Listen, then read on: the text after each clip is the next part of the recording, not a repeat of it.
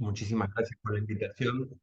Eh, es un placer estar. Me hubiera gustado ir, pero bueno, por cuestiones de agenda, es complicado. Noviembre y diciembre son meses bastante complicados, más con este tema de las elecciones.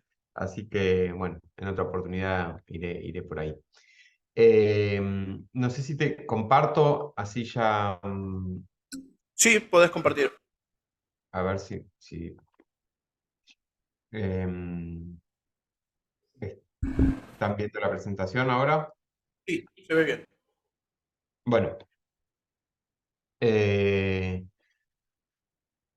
Básicamente la propuesta de la charla es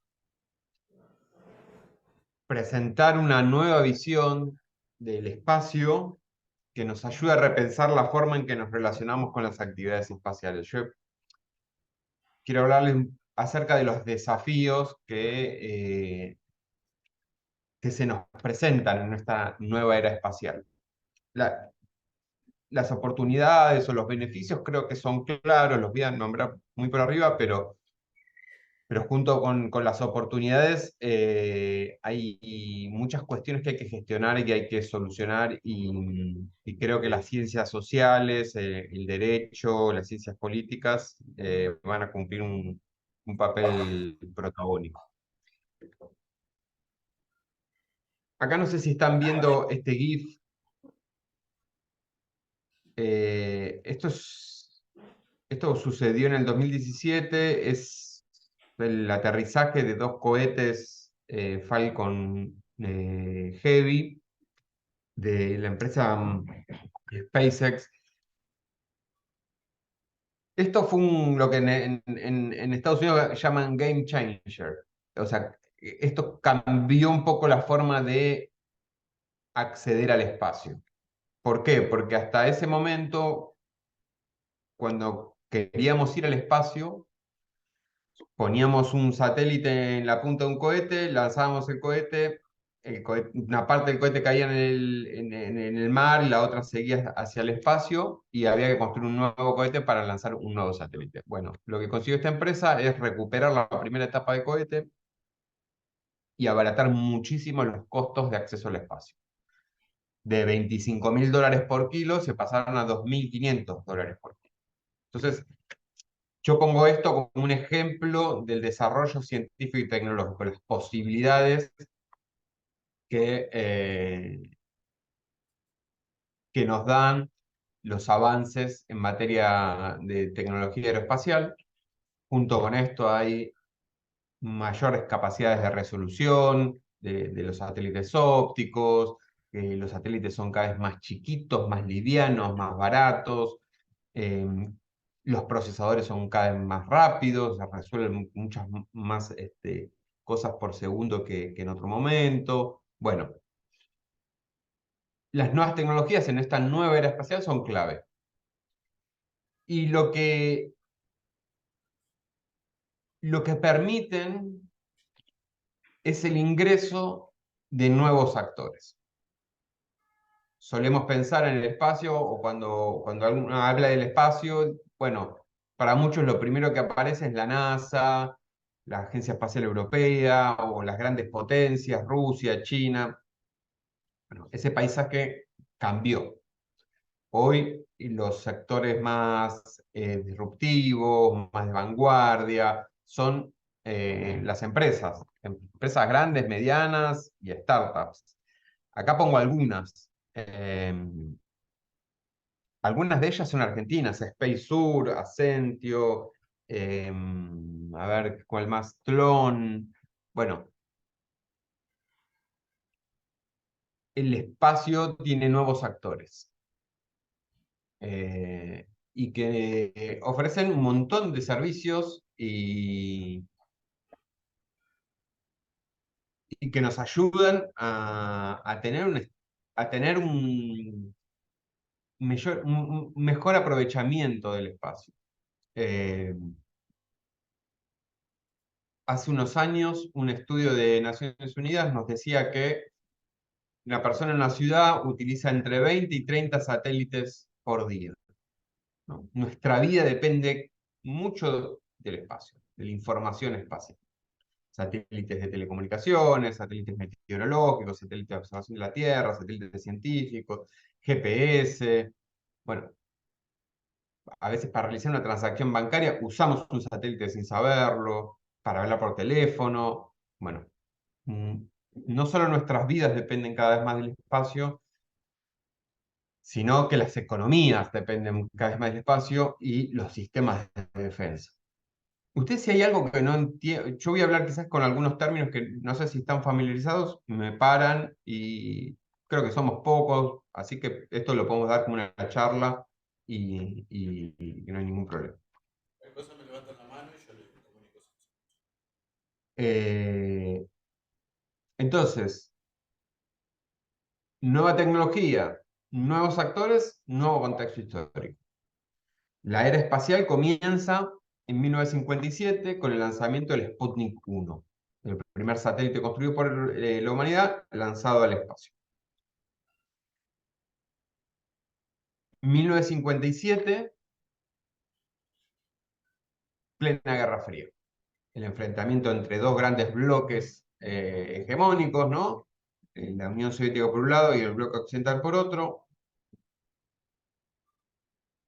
Ese contexto histórico delimitó bastante la, la regulación y la forma de realizar las actividades en el espacio. Esto cambió. Hoy, si bien hay tensiones, hay enfrentamientos, no es tan bipolar. Quizás, bueno, encontramos multipolaridad, pero no vivimos en ese mismo contexto de Guerra Fría. Bueno, nuevas tecnologías, nuevos actores, nuevo contexto histórico, nuevos desafíos. Y acá es donde empiezo a contarles, bueno, qué trae aparejado esta nueva era espacial o la van a encontrar también como New Space? Uno de los principales problemas que tenemos es la sostenibilidad. Entonces, si ustedes vieron alguna vez estos trencitos de luces como collar de perlas en el espacio, eh, esos son parte de una constelación, una mega constelación que se llama Starlink, de la empresa SpaceX, ¿no? Seguramente si lo vieron, unos días antes se lanzó una tanda de satélites.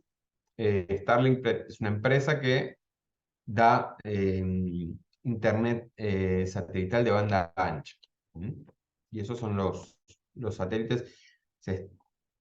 Hay aproximadamente 5.000 satélites de esa empresa.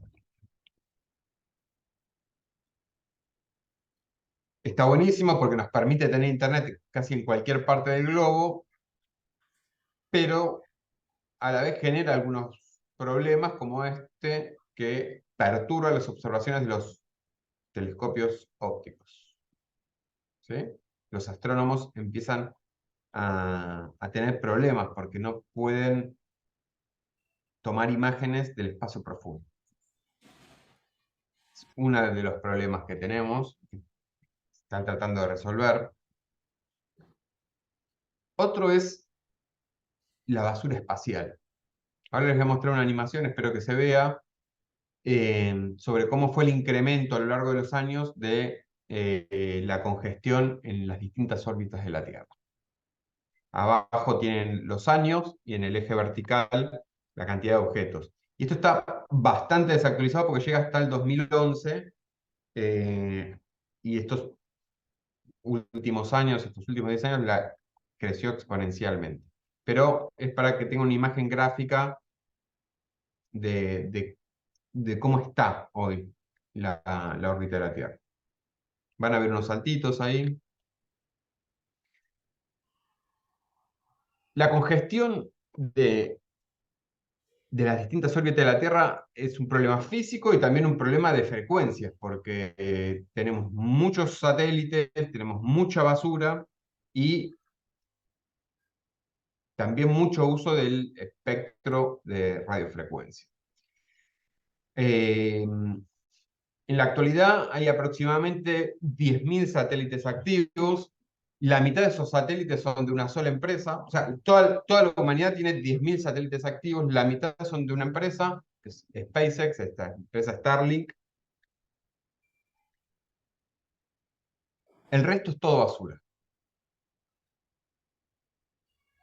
Mm, Hay 56.000 objetos que se pueden monitorear y se pueden catalogar,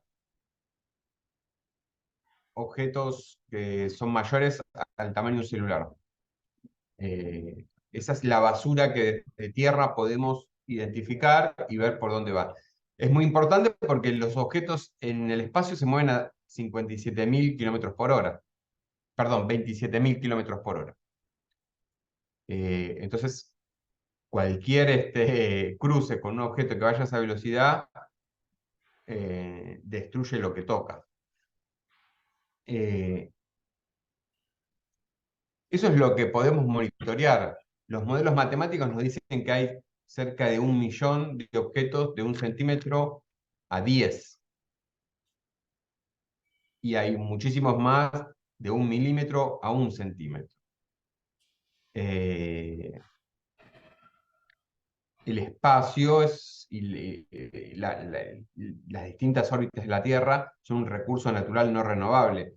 Cuando pensamos en el espacio, quizás decimos, bueno, es un lugar inmenso, casi infinito, donde podemos poner cualquier cosa. Bueno, para la humanidad son útiles algunas regiones del espacio. Por ejemplo, la órbita baja de la Tierra, que va de los 200 a los 1.200 kilómetros de altura, y la órbita geoestacionaria, que está a 36.000.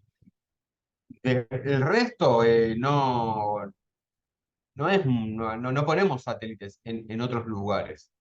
Y bueno, desde el 57 hasta acá, estamos congestionando esos lugares. ¿Mm? El problema no solo lo tenemos en el espacio, sino que también las cosas están cayendo, están reingresando a la superficie. Esto es en China, esto es en Australia, esto es en Uruguay, esto es en Bielorrusia, esto es en China también. Y vamos a ver cada vez más seguido en los medios de comunicación este tipo de noticias.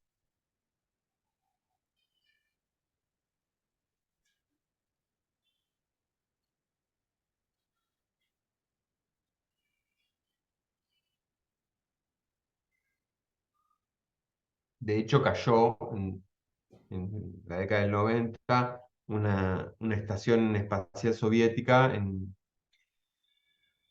Santa Fe y Entre Ríos. Esta, la Salyut 7. Bueno, esto tiene una razón, porque cuando uno trata de reingresar un objeto, si no se destruye la atmósfera, se busca que caiga en ese lugar que se llama Punto Nemo. Es un lugar del Pacífico Sur, es un lugar del planeta donde está más alejado de cualquier presencia humana. Y el tema es que si los cálculos no son correctos o algo sucede, la trayectoria va hacia la Argentina y hacia Chile. Por eso esas alertas sobre nuestro territorio. Bueno, otro de los desafíos es la militarización y la armamentización. Presencia militar en el espacio hubo siempre, desde el inicio de la era espacial. Hoy el desafío que tenemos es la armamentización, ¿no? Que los estados, las Fuerzas Armadas están colocando armas en el espacio. Siempre hubo satélites de comunicaciones militares, satélites espía. Bueno, el GPS comenzó siendo un desarrollo militar. Hoy tenemos el problema de las armas antisatélites. Por esto que les decía al principio, nuestra vida y nuestras economías cada vez dependen más del espacio. Entonces los estados buscan proteger sus activos también en el espacio. Es por eso que Por ejemplo, Estados Unidos creó en el 2019 la Space Force, ¿no? Una nueva rama del ejército de los Estados Unidos enfocada en el sector espacial. Eh, es muy difícil de gestionar o de identificar qué es una acción militar, qué es una maniobra militar, qué es un arma antisatélite. Son cuestiones donde el derecho interviene, sobre todo el derecho internacional público. Y el jus in bellum, ¿no? El derecho de la guerra. A ver, bueno, cuando entendemos que existe una agresión tal que habilite una defensa, ¿qué entendemos como arma? Porque cuando hablamos de tecnología espacial, hablamos también de uso dual. Uso dual es un satélite de observación de la Tierra, puede ser un satélite para uso civil, un satélite como no sé, que tome imágenes para el Google Earth, pero también puede ser un satélite espía. Un lanzador de un satélite puede ser un lanzador de un satélite, pero también podría ser un misil balístico. Bueno, GPS es un sistema de posicionamiento global para ubicarnos y poder llegar a donde queremos llegar, pero también puede servir para guiar tropas. Bueno, cuando se habla de tecnología espacial, se habla de uso dual.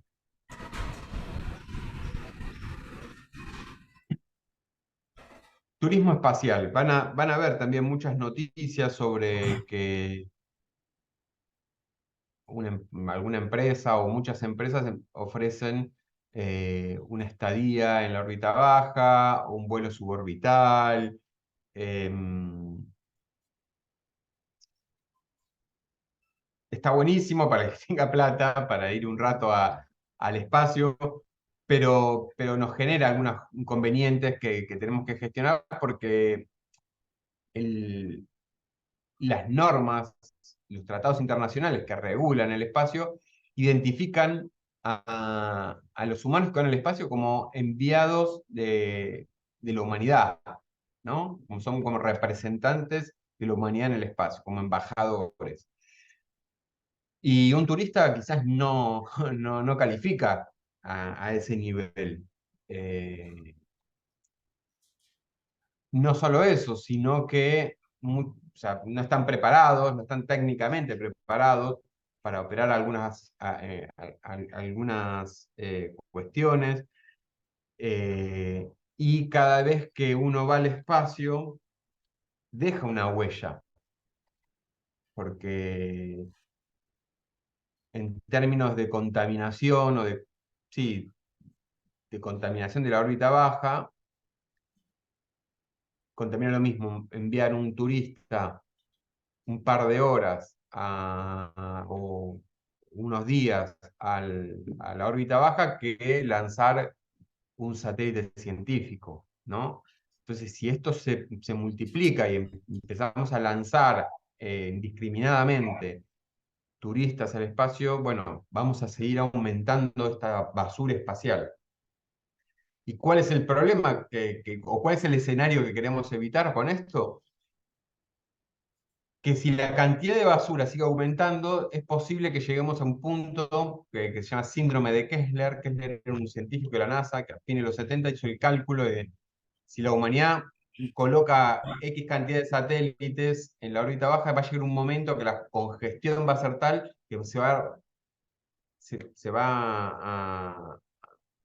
a poder realizar o se va a desencadenar un efecto dominó, ¿no? Donde un satélite choca a otro, ese choca un pedazo de basura, y eso se multiplica y choca a otro, y choca a uno que tenga combustible, y eso explota y genera una nueva nube de basura, y así sucesivamente.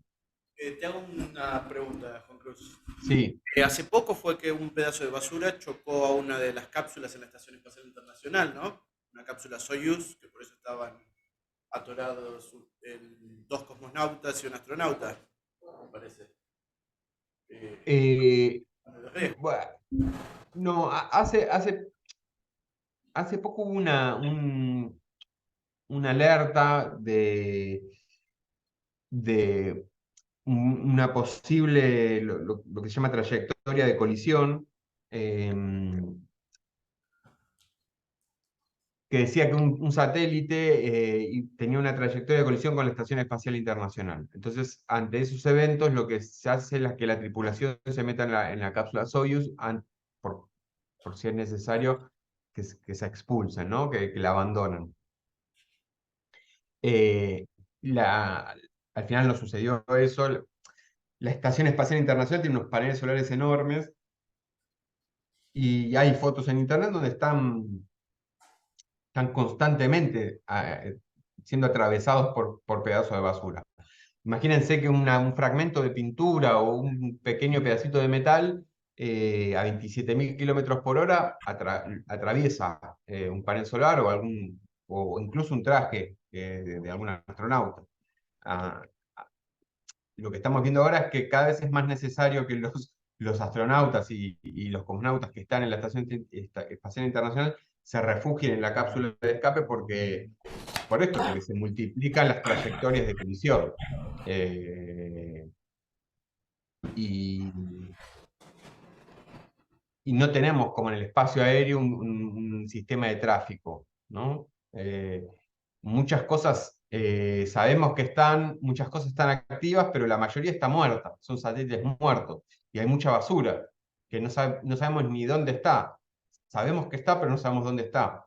Y es un problema. Es un problema porque, a ver, uno dice, bueno, pero esto sucede a 700 kilómetros de altura, ¿qué, qué tengo que ver yo? ¿Qué me afecta? Bueno, eh, de- nos afecta mucho por todo lo que les conté, de cómo utilizamos el espacio todos los días, muchas veces sin darnos cuenta, y también porque del espacio es la principal fuente de información para saber qué sucede en la Tierra, para tomar los signos vitales del planeta, sobre todo para combatir el cambio climático. Eh, es clave para entender cómo están los océanos, la temperatura de los océanos, los vientos, la salinidad del mar. Eh, Así que es el tema de la sostenibilidad en el espacio, de lo que se llama Space Traffic Management, de qué es lo que está sucediendo, quién lanza, qué lanza. Bueno, eso es donde estamos todos concentrados tratando de acercar soluciones para evitar que se siga congestionando. Otro de los problemas o de los desafíos es cómo regulamos la exploración y explotación, ¿no? Del espacio ultraterrestre. Eh, Existe un tratado, que ahora lo vamos a ver en un ratito, que es el Acuerdo de la Luna, que, que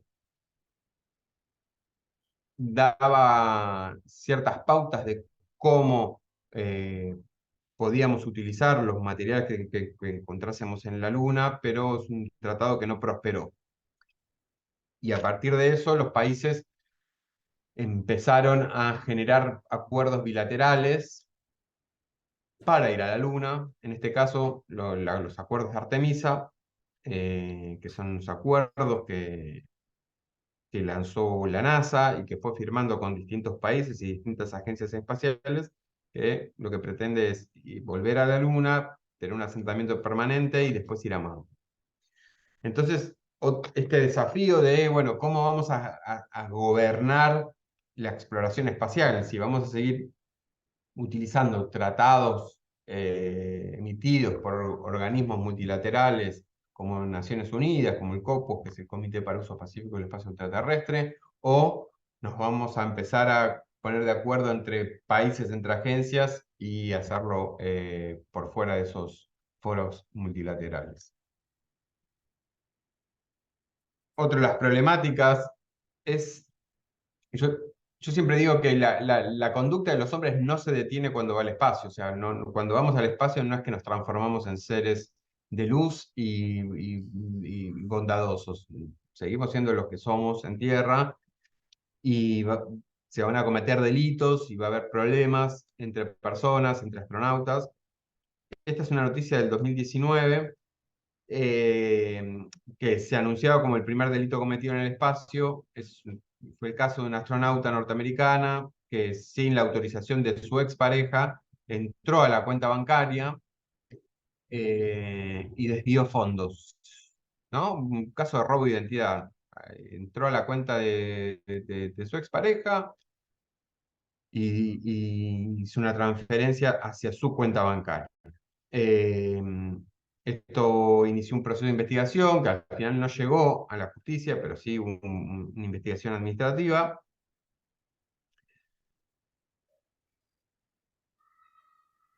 Este tipo de conducta se va a seguir cometiendo esto u otros, ¿no? A partir de eso, y en pandemia, cuando yo tengo un hijo de 10 años, jugaba mucho a este juego que se llama Among Us, y no sé si lo conocen, es un juego donde hay, es, es- es un juego en red donde transcurre en una nave espacial con varios astronautas y uno de esos astronautas es un impostor que asesina a otros astronautas y sabotea la nave. Entonces me puse a pensar, bueno, pero ¿qué pasa si esto sucede de verdad? ¿Quién es el encargado de investigar? ¿Qué legislación se aplica? Eh, eh, bueno,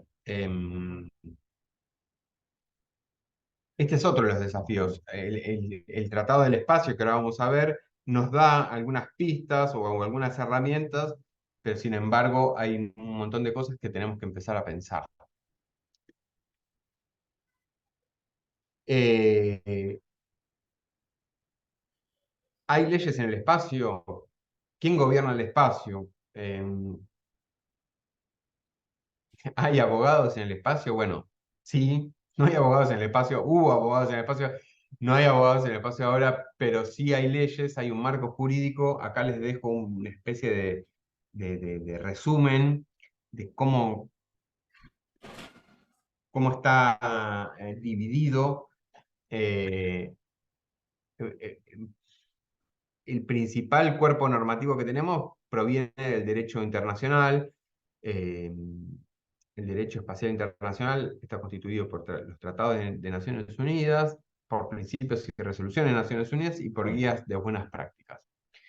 Eh, Como empezó siendo una especie de desprendimiento del derecho internacional público, hay mucho escrito, eh, hay mucha doctrina y están estos tratados y estos principios.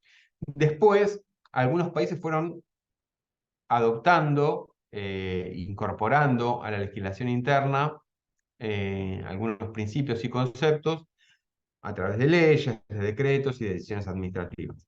Argentina es uno de los países que tiene un cuerpo jurídico vinculado a las actividades espaciales, tiene decretos, tiene leyes, tiene bueno, un registro nacional de objetos lanzados al espacio, tiene bastante comparado con otros.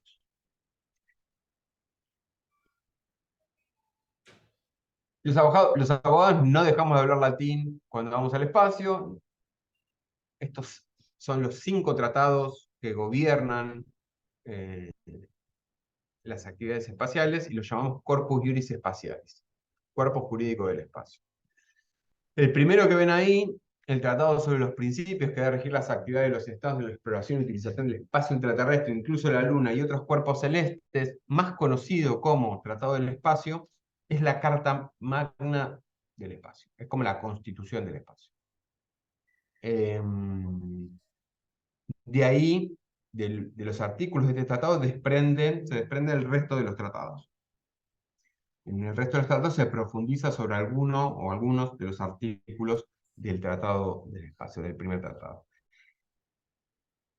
Y ven que les puse los años en color.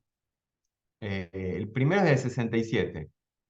Y fíjense que desde en 1957 se lanza el Sputnik 1 y en el 67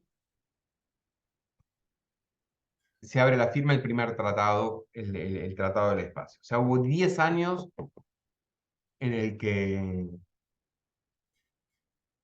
las naciones, las potencias, negociaron, discutieron este tratado. No fue fácil, ¿no? Y vuelvo a lo mismo, el contexto internacional no era el mejor, había muchos enfrentamientos, muchas tensiones internacionales. Bueno, esa es la razón. Y lo otro que les quería comentar, y por eso también los años, es que fíjense que el cuerpo normativo que regula el espacio se, se sancionó entre la década del 60 y 70. Desde el 79 no tenemos un nuevo tratado que nos ayude a resolver los conflictos que hay en el espacio o a prevenirlos. Y hoy el espacio cambió y los problemas cambiaron y es necesario eh, hacer una nueva lectura de los tratados, quizás redactar nuevos, pero bueno, este es el desafío que tenemos, ¿no? Como abogados, aportar hacia la constitución de nuevos marcos normativos que nos ayuden a regular el espacio. Bueno,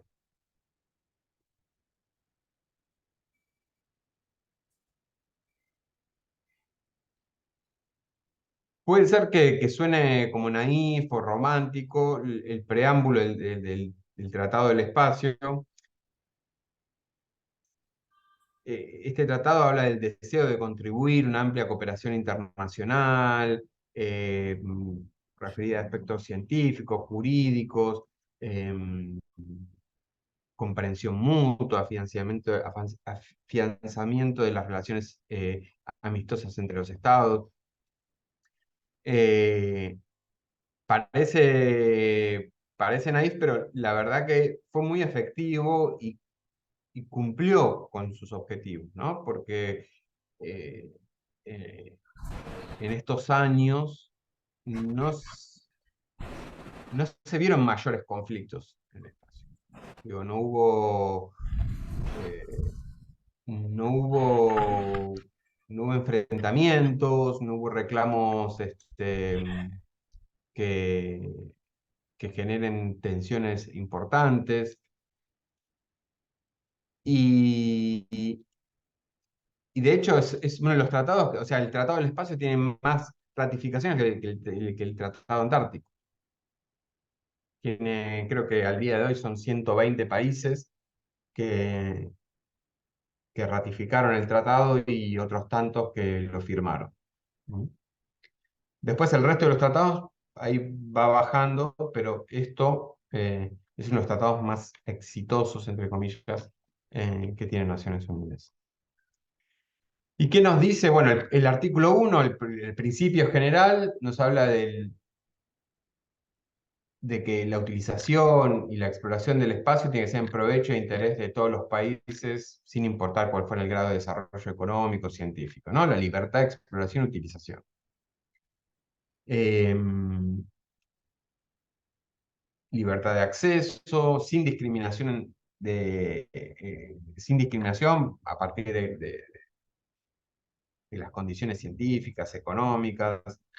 Este es el principio general. Después, el tratado va limitando un poquito esto de la libertad de utilización y exploración, como por ejemplo, en el artículo 2 dice, bueno,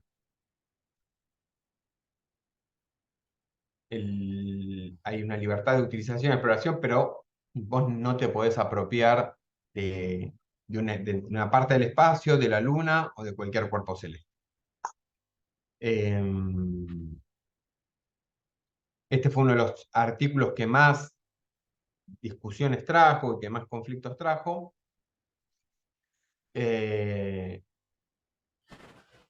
Bueno, y es un artículo que está en revisión hoy porque lo que nos dice es que el espacio, la luna y los cuerpos celestes no pueden ser objeto de apropiación nacional por reivindicación de soberanía, uso, ocupación ni de ninguna otra manera, pero nada dice con lo que extraigamos de la luna o de un asteroide, o sea, de lo que de la minería que podamos hacer sobre esos cuerpos celestes. Y hoy estamos en condiciones científicas y tecnológicas para realizar ese tipo de actividad. ¿No? Bueno, un poco Artemisa es eso, ir a la Luna y a tener un asentamiento permanente, pero para tener un asentamiento permanente hace falta materiales de construcción y agua. Se sabe que en los polos de la Luna podría haber agua en forma de hielo, bueno, extraer eso. Ahora, eso que extraemos, ¿sigue la suerte de lo principal, como en lo del derecho real, o es otra cosa? Bueno, hoy la literatura, la academia está dividida en dos, algunos dicen que sí, otros dicen que no. Es uno de los debates que tenemos. Ahí puse un título de propiedad de esto de que se venden terrenos en la Luna. Obviamente eso no tiene ningún valor legal. Ahí abajo pongo por qué. Y de vuelta al derecho romano, ¿no? De latín. Seguimos usando los principios del derecho romano incluso en el espacio. Bueno, el artículo 3 nos habla de la conformidad con el derecho internacional, mantenimiento de la paz, la seguridad internacional, eh, es clave, ¿no? Y, y está presente en todos los tratados. Bueno, ahora me voy a meter un poco en Latinoamérica y en cómo estamos y después en la Argentina. Bueno, pongo Latinoamérica da vuelta porque en el espacio no hay ni norte ni sur. Así que, de hecho, los satélites quizás ven nuestro territorio de esa forma. Eh, Argentina fue uno de los promotores del COPUOS, del Comité para Usos Pacíficos del Espacio Ultraterrestre, ya en 1958, junto con otros 17 países. Es decir, Argentina entendió desde el principio que era un área estratégica. Eh, bueno, ahí pongo un poco un compromiso que hay de la región con los tratados. Hay tres tratados que fueron ratificados que han ratificado los cinco tratados, tres estados que ratificaron los cinco tratados, México, Perú, Uruguay, y dos ratificaron cuatro, que son Argentina y Brasil.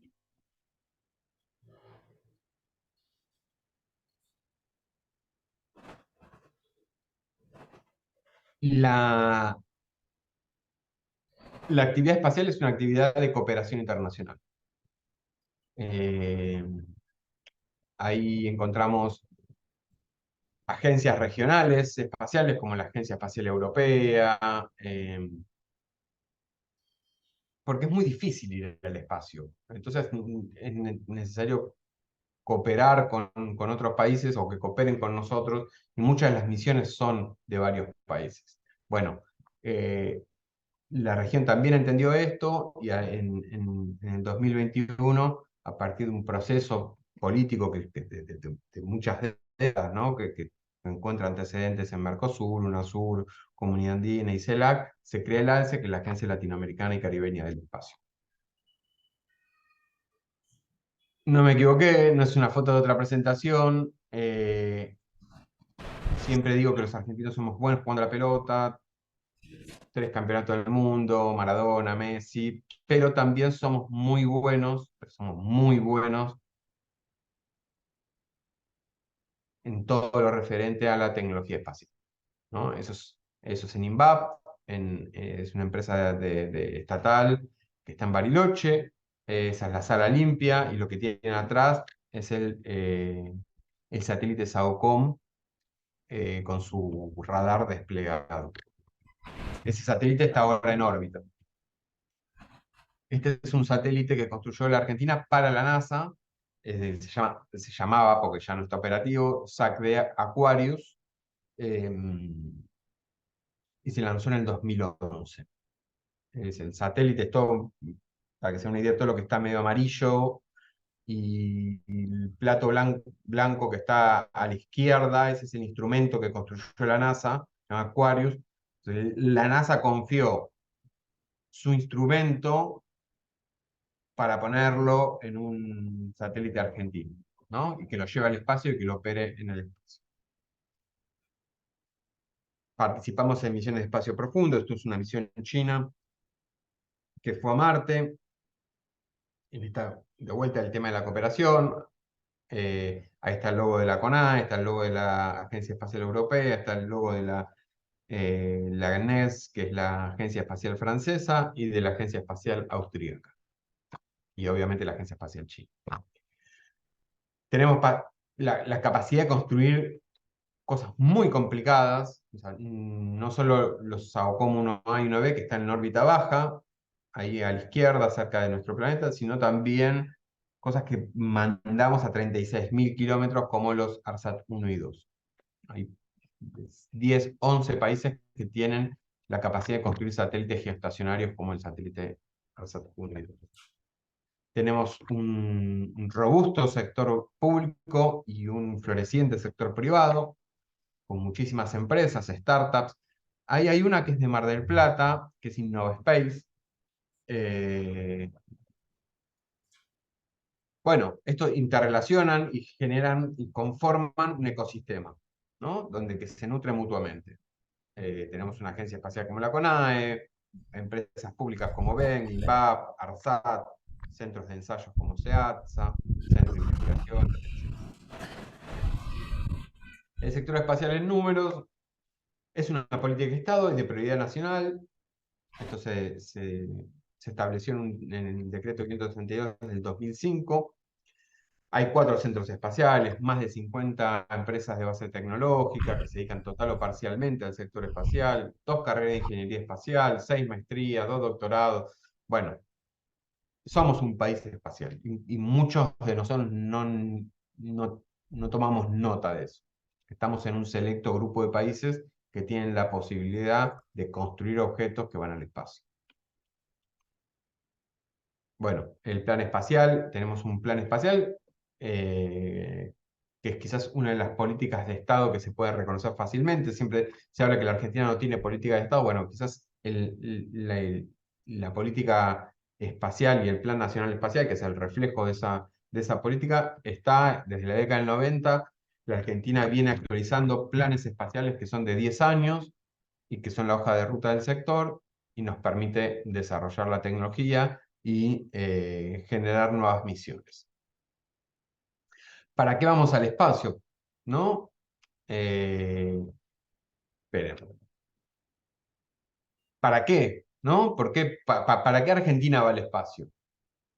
Bueno, Argentina va al espacio para mirar la Tierra. Nosotros construimos satélites para detectar, monitorear y analizar fenómenos naturales y antrópicos, ¿no? Para comprenderlos, para identificar y para cuantificar. Por ejemplo, los satélites SAOCOM 1A y 1B son satélites que nos dan información sobre el suelo, sobre la humedad del suelo, sobre el hundimiento del suelo, sobre variables también relacionadas a los movimientos de tierra y de glaciares, pero principalmente le da información al sector agropecuario, para saber cuándo cultivar, cuándo cosechar, cuándo fumigar. ¿Sí? Vamos para eso.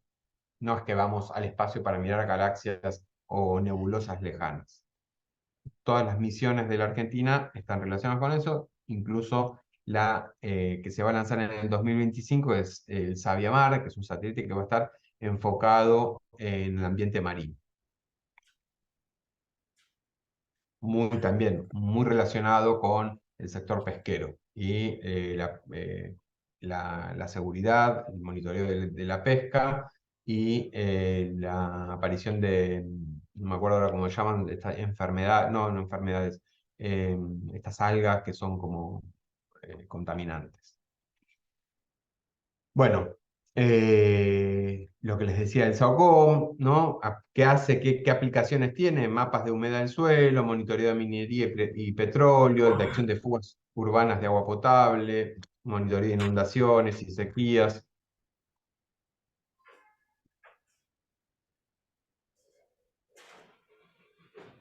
También nos sirven para la salud pública, para acercar información a la salud pública. Y ustedes dirán, pero bueno, ¿cómo es esto? Desde el espacio se puede acercar información para el sector de salud. Bueno, gracias a los satélites, gracias a la información satelital, nosotros podemos ver el estado de la vegetación, el grado de humedad de esa vegetación y toda esa información combinada con información meteorológica nos permite eh, pronosticar o predecir brotes infecciosos, como por ejemplo dengue y cólera, ¿no? Porque sabemos qué tipo de vegetación es, en qué condiciones de humedad está y cómo va a ser el clima en los próximos días. Bueno, todo eso combinado nos dice, bueno, acá hay por la humedad o por si hay formaciones de agua, etcétera, etcétera, de que haya brotes de dengue. ¿Sí? Bueno, lo que le decía del Sabiamar, proveer información para el estudio de la productividad primaria del mar, los ecosistemas marinos, ciclo de carbono, recursos pesqueros y la calidad del agua de las costas y estuarios. Esto se hace también con los AOCOM. Hay varios tipos de satélites, pero hay dos de satélites de órbita baja, ¿no? Satélites de observación de la Tierra en órbita baja, unos son ópticos y otros son radar. Los satélites SAOCOM 1A y 1B son satélites de radar, son radares que están en el espacio. ¿Y qué ventaja nos da tener un satélite de radar que ve a través de las nubes y ve de noche? ¿Sí? No es que los satélites SAOCOM, ustedes acceden a una imagen SAOCOM y ven la imagen como si fuera la del Google Earth, sino que ven como está ahí a la izquierda, esas manchas. Son manchas, pero a través de procesos del procesamiento de esas imágenes, se logra distinguir o se logra identificar si son buques, qué tipo de tamaño tienen, dónde están ubicados, y nos sirve identificar, por ejemplo, pesca ilegal en el mar. A través de imágenes ópticas, bueno, detectar asentamientos en lugares que se pueden inundar, como es el caso de una toma de tierras en La Plata, ¿no? Un antes y un después, cómo era el territorio antes y cómo está después de la toma de tierras, y poder identificar dónde hay basurales, dónde hay posibilidad de inundaciones, etc. Para la gestión de ciudades, para la gestión de gobiernos locales, temas catastrales, identificación de inconsistencias, donde antes no había ninguna construcción, ahora hay y no se pagan impuestos por esos, o donde detección de silobolsas, eh, también estimaciones de rindes, tipos de cobertura de los suelos. Esto sirve para más o menos estimar la producción de la zona núcleo, saber más o menos cuánto se va a poder recaudar. Todo esta es una imagen de un satélite de a 700 kilómetros de altura, ¿no? Del sur de la provincia de Buenos Aires. Este es el Comodoro Rivadavia el año pasado. Nos sirve para identificar derrame de hidrocarburo, y, y bueno, también no solo de barcos, sino que de plataformas. Lo que les decía de epidemiología panorámica, esta es la herramienta que asiste a la salud pública, información satelital para, para la prevención de brotes infecciosos. A la Argentina diseña, construye y opera sus propios satélites. Lo único que le falta para cerrar el ciclo es tener su propio lanzador. Y estamos en eso. La empresa Ben es una empresa estatal. Ben significa vehículo espacial de nueva generación. está dedicada a construir el Tronador 2, que es el vector de lanzamiento, el vehículo para lanzar satélites. Con eso, Argentina logra independencia, autonomía para lanzar sus propios satélites y no depender de terceros, ¿sí? Lanzar satélites desde su propio territorio. El Centro Espacial Punta Indio es donde está la fábrica, donde se están fabricando estos cohetes, y el puerto de lanzamiento va a estar en Coronel Rosales, ahí cerquita de Bahía Blanca. Ese va a ser como el Cabo Cañaveral argentino. Nuevas tecnologías, nuevos actores, nuevo contexto histórico, nuevas instituciones. Hace falta mirar todas estas problemáticas, todos estos desafíos, entender estas tecnologías, y para eso la CONAE, que es la Comisión Nacional de Actividades Espaciales, la Agencia Espacial Argentina y la Universidad Nacional de La Plata estuvieron rápidas de reflejos y crearon el Centro Interdisciplinario de Estudios Espaciales, que se encarga de analizar el sector espacial, pero desde una óptica distinta, desde el derecho, desde la política y la economía espacial, atravesado, ¿no?, por la ingeniería aeroespacial. Hay otros institutos en el país, como el Instituto Gulich o el Instituto Colm, que investigan y forman profesionales, pero desde las ciencias exactas. Acá a lo que apuntamos es a trabajar con las ciencias exactas, tener un diálogo interdisciplinario, pero enfocados en el derecho, la política y la economía. ¿Para qué? Bueno, para capacitar, para generar nuevos profesionales, para tener producción académica y para vincularnos. Siempre decimos que tenemos que, en el ámbito espacial, pensar globalmente y actuar local.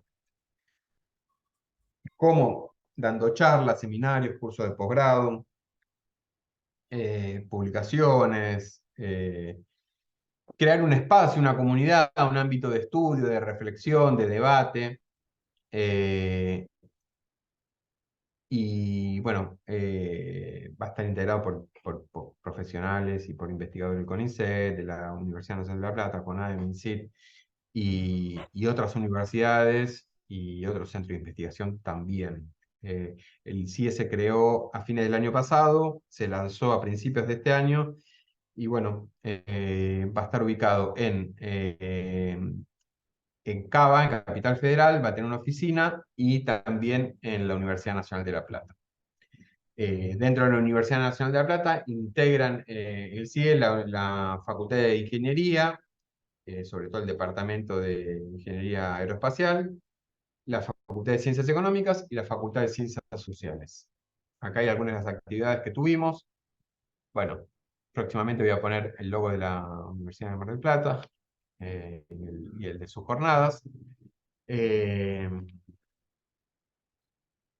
y acá me gustaría dejar una reflexión que está relacionada con la filosofía política, porque hace unos días murió un filósofo que se llama Enrique Dussel, que tenía una mirada muy particular sobre la filosofía en Latinoamérica y la política en Latinoamérica, y que yo lo tomo para saber dónde estamos parados, ¿no? Siempre entender en el contexto en el que estamos, y cuáles son nuestros objetivos, cuáles deberían ser nuestros objetivos. eh, y es esto, ¿no? De no confundir la realidad europea o norteamericana con la realidad sin más, ¿no? Esto de ubicarnos nosotros en otro lugar. Y pongo esto de Occupy Mars, que es esta misión que tiene Elon Musk y algunos millonarios de ir a Marte, como que toda la actividad espacial pasa por ahí, y esa no es nuestra prioridad.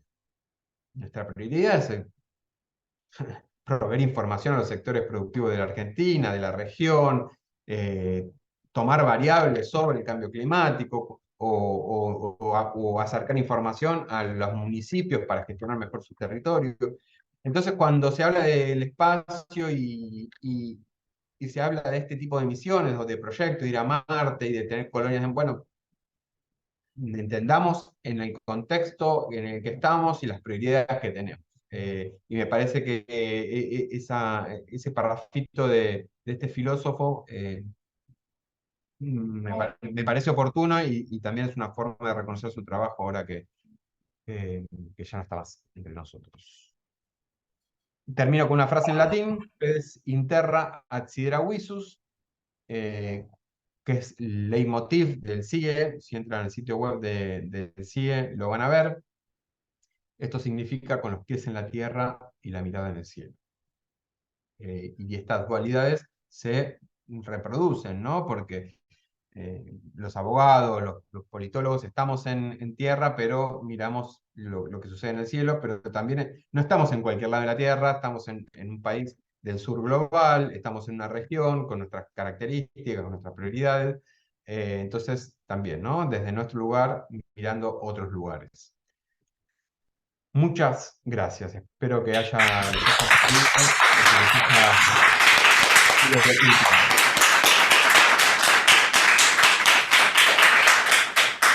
No sé si tenemos tiempo para alguna pregunta del público. Vos estabas medio complicado de horario, ¿no?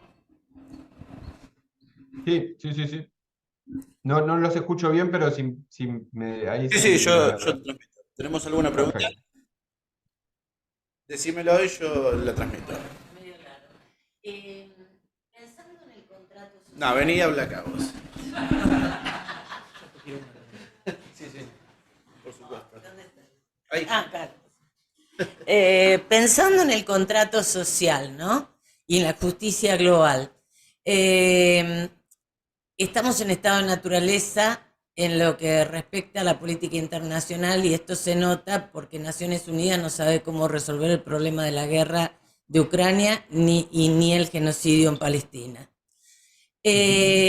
Diciendo, como se dice en filosofía, pensando en un mundo posible, digamos, es más para pensar que para responder. ¿Vos cómo pensás que podrían resolverse conflictos de agresión, ¿no? No sé si armado, no sé, no lo puedo imaginar, en el espacio?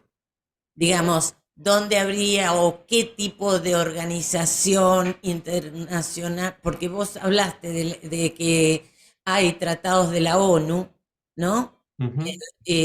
Pero como no me puedo imaginar cómo resolver el problema dentro del mundo que habitamos, no me puedo imaginar en el espacio, ¿no? Esa sería la pregunta. Bien, bien. Es súper claro y muy importante tu pregunta porque no tengo una respuesta. No hay respuesta. Y te doy un ejemplo. Hay un tratado, uno de los tratados que esto que les mostraba, el Corpus Juris Spatialis, y es el tratado sobre daños, ¿no? Producidos en el espacio. Eh, es, es muy difícil determinar la culpa o la negligencia a 700 kilómetros de altura y a 27.000 kilómetros por hora. De hecho, es difícil demostrar culpa o negligencia en un accidente de tránsito, en la esquina, ahí en la esquina de la facultad. Eh, entonces, eso se traduce en un montón de cuestiones. Digo, yo decía, bueno, es necesario actualizar el marco normativo. Pero otro desafío que tenemos es lo que en inglés se llama enforcement, ¿no? Que se puedan cumplir esas normas, que el poder de policía que se tenga sobre esas nuevas normas. No es fácil, no hay consenso, es muy difícil lograr consenso sobre muchas de estas cuestiones. Eh, el derecho internacional público no opera como el resto de las ramas del derecho, ¿no? Digo, no hay sanciones tan directas, no es tan lineal de que uno comete una infracción y tiene una multa. En la comunidad internacional actúa mucho como sistemas de alta presión, ¿no? Se va presionando a los estados que no se acomodan o que no están haciendo lo que deberían hacer. Entonces, no es fácil. Dicho todo esto, creo que hay experiencias que nos demostraron que es posible, porque desde el 67 hasta ahora no hubo grandes conflictos en el espacio. Es verdad, no hubo grandes conflictos porque tampoco hubo la cantidad de presencia que hay ahora, ¿no? Ahora sí estamos viendo cada vez más estos desafíos, pero fue muy efectivo porque este tratado logró que las potencias se pusieran de acuerdo en plena Guerra Fría y que no se traduzcan los conflictos en tierra en el espacio, que no haya guerra de las galaxias, etcétera, etcétera. Así que tenemos ahí, volviendo a un filósofo, John Locke decía que eh, decía esto que, eh, ¿cómo era que decía? Ya se me fue. Que ahí está. Decía algo así como que la confianza es proporcional a la evidencia, ¿no? Y yo confío porque hay evidencia que me demuestra que fuimos capaces como humanidad de gestionar este ambiente. Eh, y también cuando hablo de como esto de tener una postura optimista, recurro a Dora Barranco, que una vez la escuché decir que bueno, que para ser pesimista ya vendrán tiempos mejores.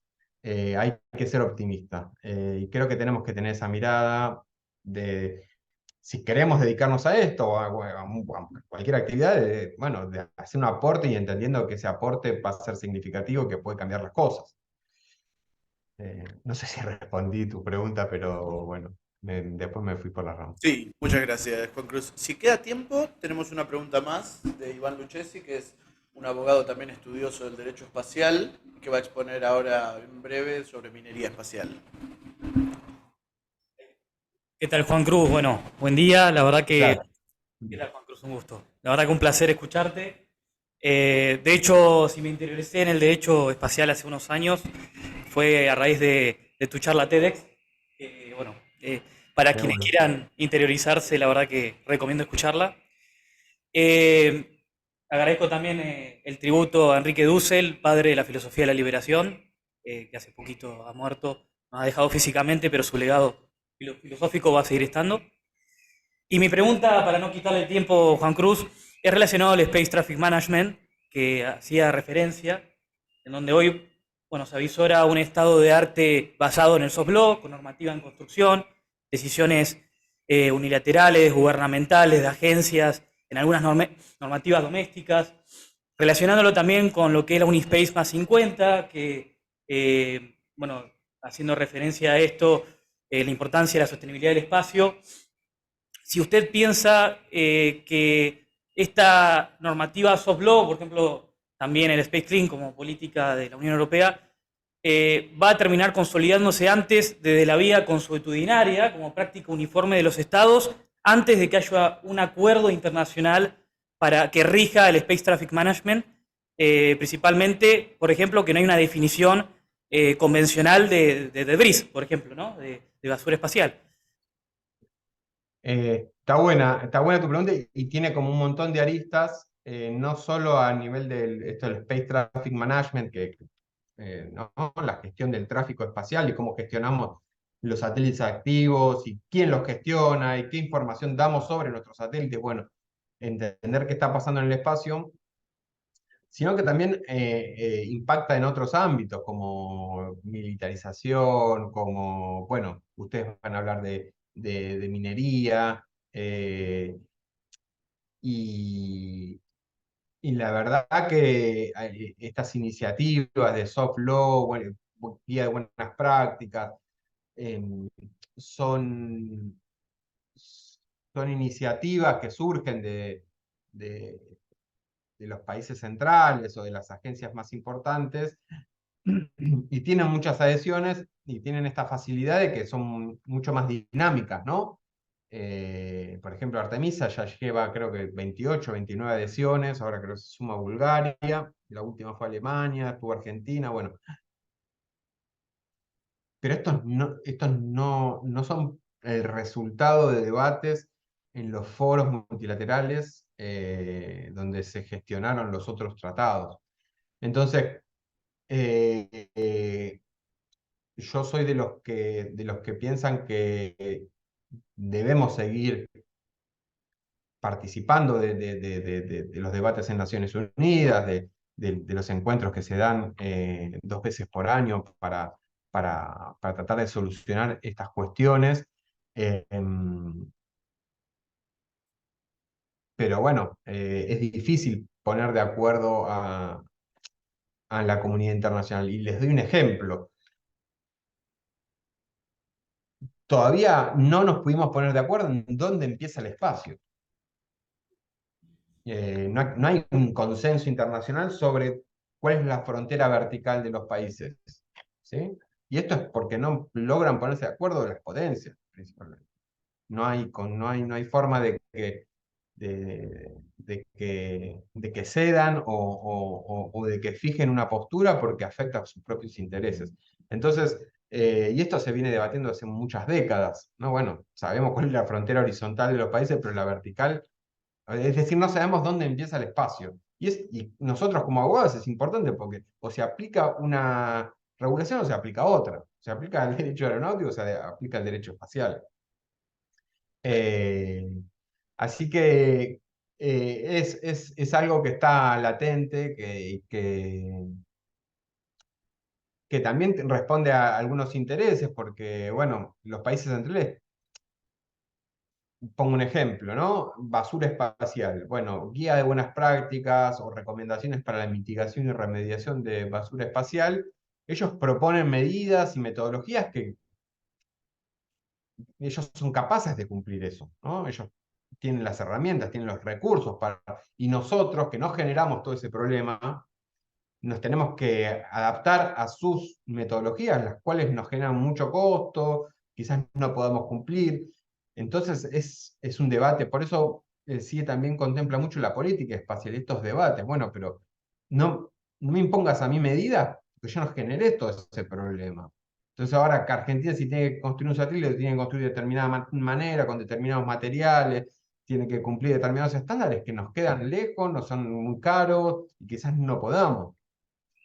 Entonces creo que es efectivo por esto de que es muy dinámico, el soft law y las buenas prácticas, y son recomendaciones que son valiosas, pero bueno, hay que entender quién las emite y cuán obligatorias deben ser para los otros países, ¿no? Para países más en vías de desarrollo. Muchas gracias, Juan Cruz. No, nada. Bueno, para no hacerte extender más, te vamos a liberar. Yo después te mando la grabación de la charla y el logo de las dos universidades, porque esto lo hicimos en conjunto entre la Universidad Nacional de Mar del Plata y la Fundación Universitaria San Martín de Bogotá, Colombia. Perfecto. Bueno, con todo gusto. Y bueno, que Muchísimas tengan gracias, un Juan lindo Cruz. día. Les mando un abrazo grande.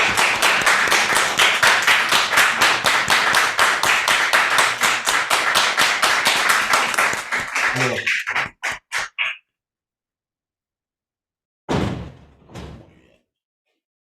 Bueno, después de Juan Cruz queda mal que hablemos nosotros, pero bueno, algo hay que hacer.